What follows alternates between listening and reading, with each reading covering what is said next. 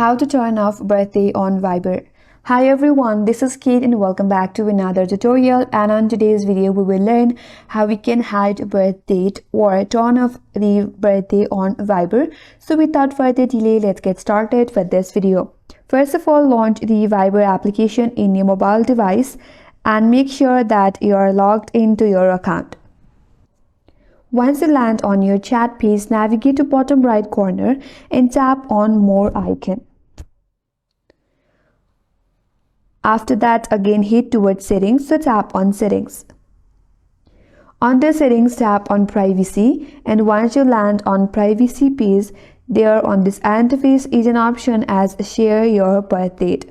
All you have to do is uncheck that option. And with that, you have turned off the birthday on Viber, or you have hidden your birth date on Viber.